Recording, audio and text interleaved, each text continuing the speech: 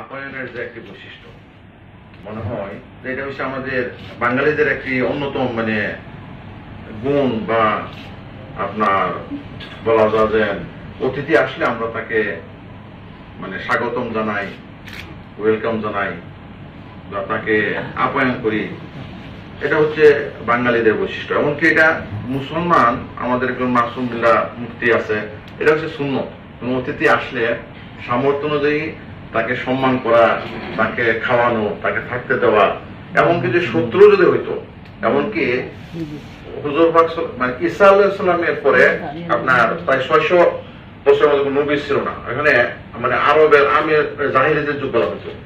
একজন আরেকজনের অল্প এতে মারার জন্য ওই তুরারুয়া করতো, কিন্তু ওই ব্যক্তিকে যদি বাড়িতে এসে পড়তো তাহলে তাকে থাকতে দিত, খাওয়াইতো। ওই অবস্থা তাকে কিন্তু আঘাত করতো না। কারণ হচ্ছে ইসলাম হচ্ছে এইরকম একটি ধর্ম।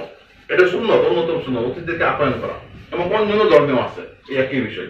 কাজেই আমাদের এই দেশে পার্শ্ববর্তী দেশ ভারতের আপনার প্রধানমন্ত্রী, মনে করেন নরেন্দ্র মোদীকে নাম বাদিয়ে দিলাম, প্রধানমন্ত্রী কোন দেশের প্রধানমন্ত্রী?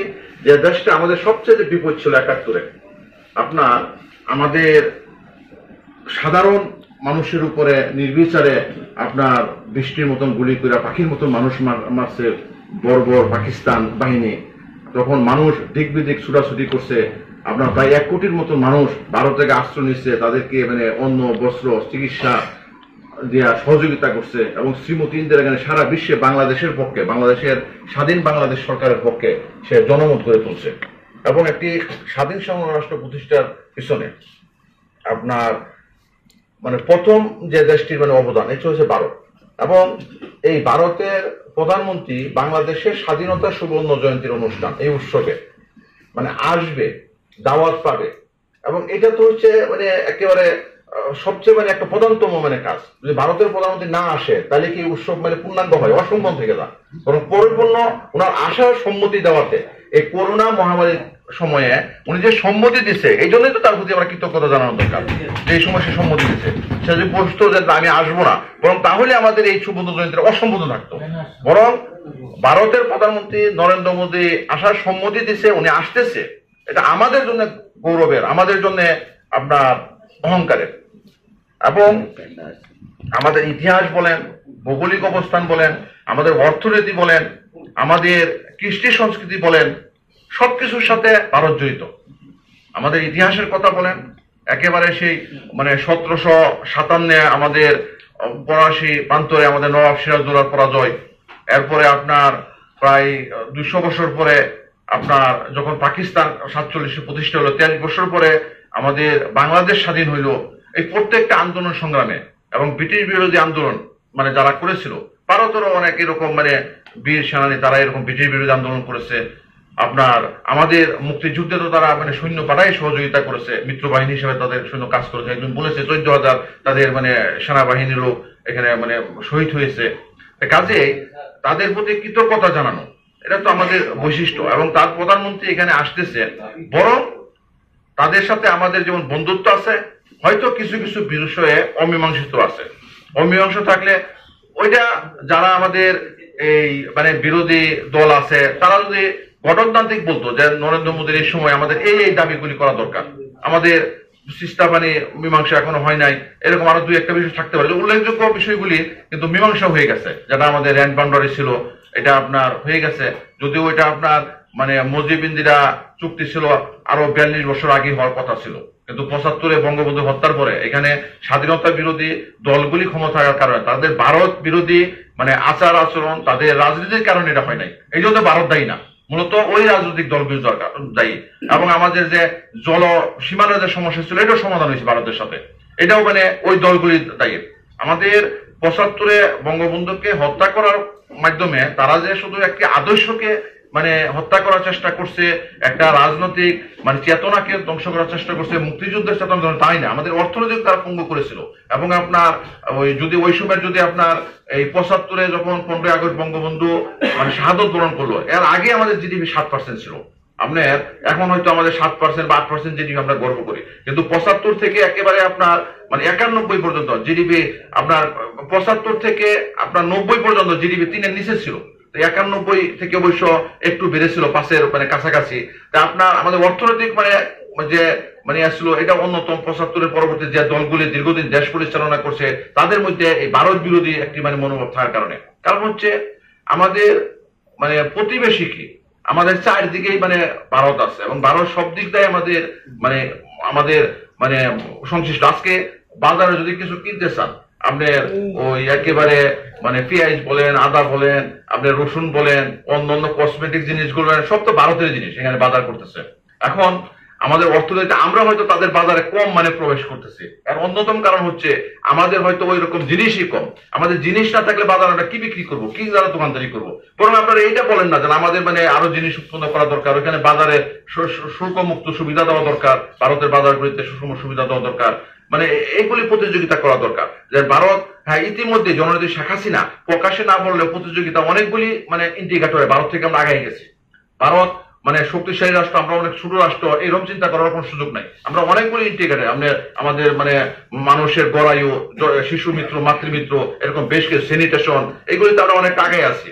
কাজে বাংলাদেশের একজন বন্ধু রাষ্ট্র ভারত, প্রতিবেশী রাষ্ট্র ভারত, মুক্তিযুদ্ধে তাদের প্রতি আমরা কৃতজ্ঞ। তাদের প্রধানমন্ত্রী আসতেছে, জাতির পক্ষ থেকে মানে তাদেরকে স্বাগতম। যদিও আজকে আরো বড় পরিসরে অন্যান্য দলগুলি এটা করা উচিত ছিল। আমার মনে হয় যে বাংলাদেশের 2-4টা মানে ওই যারা পরাজিত শক্তি 71 ছিল তাদের মতাদর্শের কারণে তারা বিরোধিতা করতেছে, মানে কোনো মানুষের বিরোধিতা করার কথা না। ভারতের রাষ্ট্রপতি এখানে আসবে, আর বাংলাদেশ মূলত একটি অসাম্প্রদায়িক রাষ্ট্র এবং এটা চিন্তা চেতনায় বাংলাদেশের মানুষগুলি আসলে অসাম্প্রদায়িক। যদিও ধর্মের দোহায় বিভিন্ন অজুহাতে আপনার ওই 71-এও এখানে একটি সাম্প্রদায়িক বা এর আগেও সাম্প্রদায়িক দাঙ্গার চেষ্টা করা হয়েছে। আর এখনো আপনার যখন তারা অন্য কোনোভাবে আপনার সরকারকে ব্যাকাতে ফেলতে না পারে, আপনার তখন দেখা যায় একটা মানে সাম্প্রদায়িক দাঙ্গা লাগানোর চেষ্টা করে এবং হিন্দু বা অন্য সংখ্যালঘুদের উপর তারা মানে একটা আক্রমণ করে। এটা প্রায় সময় দেখা গেছে। এমনকি যখন আপনার আন্তর্জাতিক কোনো বিষয় আসে, জাতীয় কোনো বিষয় আসে, আমাদের যখন ভাবমূর্তি যেখানে উজ্জ্বল থেকে উজ্জ্বলতর হওয়ার একটা বিষয় আসে, তখন এটাকে মলিন করার জন্য, এটাকে মানে মানুষের কাছে হেয় করার জন্য বরং তারা এরকম একটা করে। এবং সাল্লার এই ঘটনা নিঃসন্দেহে এটা যে একটি মানে এই দেশের মানে যারা বিরোধিতা করে এবং দেশ বিরোধী চক্রের যে একটা ষড়যন্ত্র, এটা কোনো সন্দেহ থাকার কথা না।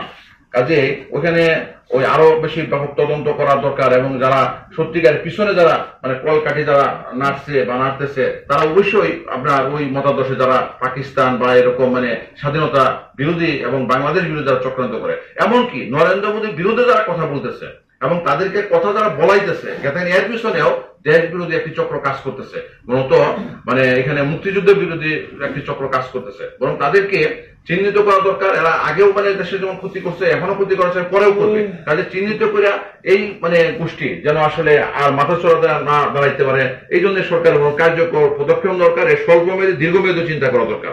আর বাংলাদেশের মানুষ সবসময় মানে আমরা মানে অতিথি আপন মানে প্রিয়। নরেন্দ্র মোদীর এই আগমনকে আমরা স্বাগতম জানাই এবং আমাদের জাতীয় গণতান্ত্রিক লীগের জলিল ভাই সবসময় আসলে অত্যন্ত সমসাময়িক গুরুত্বপূর্ণ বিষয় নিয়ে উনি আয়োজন করেন। উনি আয়োজন এই জাতির পক্ষ থেকে একটি আয়োজন, ওনার প্রতি ওনার এই দলের যারা নেতাগুলো তাদের প্রতি আমি কৃতজ্ঞতা জানাই এবং আমার সংগঠন বঙ্গবন্ধু গবেষণা পরিষদের পক্ষ থেকেও বাংলাদেশের জনগণের পক্ষ থেকে আমাদের ভারতের প্রধানমন্ত্রী আসার সম্মতি দিয়েছে, বরং সৃষ্টি করা তাকে এরকম শারীরিক সব দিক দিয়ে মানে আসার মতন হোক, আসলেই বরং আমাদের জন্য ভালো, আমরা সব দিক দিয়ে সম্মানিত হইব, বাংলাদেশ সম্মানিত হবে এবং আমাদের এই সুবর্ণ জয়ন্তী যে উৎসব এটা সফল হবে এবং আরো বেশি আলোকিত হবে, সারা বিশ্বে এটা আলোকিত হবে। আমাদের নেত্রীর আপনার বিশৃঙ্খলতা, ওনার মানে দক্ষ নেতৃত্বের কারণে ইতিমধ্যেই জানেন যে বিশ্বের বিভিন্ন দেশ যারা না আসতে পারবে তারাও কিন্তু বিবৃতি দিয়েছে। এবং ভারত কি করেছে, নরেন্দ্র মোদী তার টুইটারে সে বলেছে যে বঙ্গবন্ধুকে ভারতের জনগণ বীর, একজন বীর হিসাবে চিনে, বীর হিসাবে জানে। ভারতে আরো কিন্তু অনেক বড় বড় এরকম মানে নেতা, অনেক বড় বড় এরকম মানে যারা বিভিন্ন মানে মানে আন্দোলনে তার অংশ এরকম নেতা আছে, কিন্তু সে বলছে বাংলাদেশের যে মানে মানে স্থপতি বঙ্গবন্ধু হচ্ছে ভারতের জনগণের সঙ্গে বীর। কেউ বলছে যে এরকম মানে সে এরকম একজন সারা বিশ্বের এরকম মুক্তিকামী মানুষের মুক্তির দূত, চীন মনে হয় এটা বলছে, বিভিন্ন দেশে এরকম বলছে। তো এইগুলি তো আমাদের জন্য স্বীকৃতিটা আমাদের সম্মানকে আরো বাড়াই দিতেছে। বাংলাদেশের স্বাধীনতা, আমার যে দেশের মানে সার্বভৌমত্ব, এটা সুসংহত আছে, আরো সুসংহত হবে। কিন্তু আমাদের যে এই সারা বিশ্বে আমাদেরকে উজ্জ্বল যে একটা ভাবমূর্তি, তারা আসাতে আমাদের ভাবমূর্তিটা আরো উজ্জ্বল থেকে উজ্জ্বলতর হইতেছে এবং তার আগমনকে আবারও স্বাগত জানিয়ে এবং জাতীয় গণতান্ত্রিক লীগ এর প্রতি আবারও কৃতজ্ঞতা জানিয়ে, এবং আমাদের প্রধান অতিথি দেশের বরেণ্য একজন মানে শিক্ষাবিদ, উনি অত্যন্ত ব্যস্ততার মাঝেও দেখা যায় যে না আমাদের জাতীয় গণতান্ত্রিক লীগের আহ্বানে কিংবা আমরা যখন মানে দাওয়াত দিছি, ওনার অন্য অনুষ্ঠান থাকার পরে ওইখানে সময় দেওয়ার পরে আমার অনুষ্ঠান আসছে, আমার অফিসে আসছিল, ওনার প্রতি কৃতজ্ঞ। আর অন্য যারা এখানে উপস্থিত হয়েছে প্রত্যেকেই আসলে নিজ নিজ সংগঠনে নিজ নিজ আসলে কাজের মাধ্যমে তারা প্রতিষ্ঠিত। আজকে হয়তো আমরা এরকম ছোট একটা রুমে এই আয়োজন দেখে সবাই যারা এসেছেন আপনাদের প্রতি কৃতজ্ঞ। আর আজকের আয়োজনটা অত্যন্ত গুরুত্বপূর্ণ একটা আয়োজন, যাতে গণতান্ত্রিক লীগ করেছে, এই আয়োজনে আমরা শরীক থাকতে পারে এবং আনুষ্ঠানিকভাবে আমরা নরেন্দ্র মোদীকে মানে স্বাগতম জানাইতে পারে আমরা নিজেরা ধন্য হয়েছি, আমরা গর্ববোধ করছি এবং সকলকে ধন্যবাদ। জয় বাংলা, জয় বঙ্গবন্ধু।